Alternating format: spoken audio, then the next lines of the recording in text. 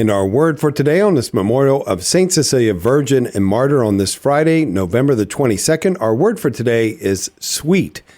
Sweet is our word from the day from the book of Revelation, chapter 10. I, John, heard a voice from heaven speak to me. Then the voice spoke to me and said, "Go take the scroll that lies open in the hand of the angel who is standing on the sea and on the land."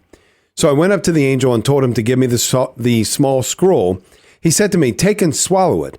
It will turn your stomach sour, but in your mouth it will taste as sweet as honey." I took the small scroll from the angel's hand and I swallowed it, and in my mouth it was like sweet honey. But when I had eaten it, my stomach turned sour. Then someone said to me, "You must prophesy again about many peoples, nations, tongues, and kings." Brothers and sisters, the truth is difficult. The truth makes us free. In fact, we cannot be free without the truth. Jesus came. He is the way, the truth, and the life, and he is the one who gives us freedom. And that freedom is sweet. But it costs. There is a price associated with following Christ. If they treated the master thus, Jesus said, how do you think they're going to treat the servant? They killed him, for goodness sake. And we see it in the Gospel of Luke today. We see the beginning of it. The Gospel of Luke chapter 19, Jesus entered the temple area and proceeded to drive out those who were selling things, saying to them, "It's written, my house shall be a house of prayer, but you've made it a den of thieves." And every day he was teaching in the temple area. The chief priests, the scribes, and the leaders of the people, meanwhile, were seeking to put him to death.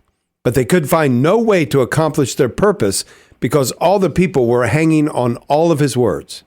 Why did they want to kill him? Right here, it's because he disrupted their way of life. He upset their money-making schemes. Making money where? At the temple, for goodness sake. At his father's house.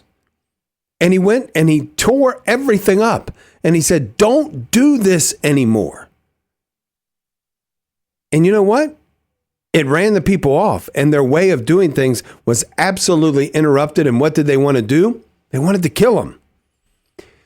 They wanted to kill him because he had come and he had interrupted their way of life.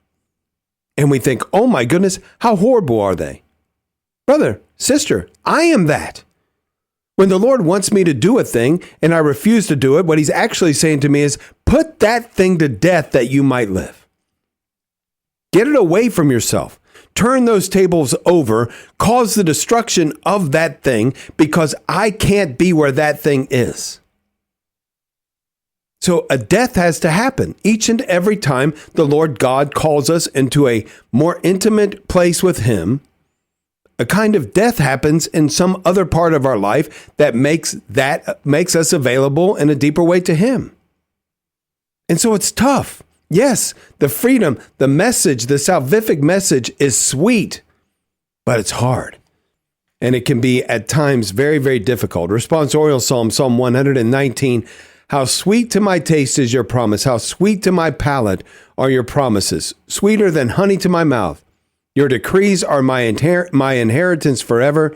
The joy of my heart they are. I gasp with open mouth in my yearning for your commands. O Lord God, make it so, that I might gasp with open mouth to receive your word, to receive the truth that you want to share with me, that I might receive it, that I might move things out from my life to make myself available to receive you more and more, and that I might be faithful to go out and share it with others as well."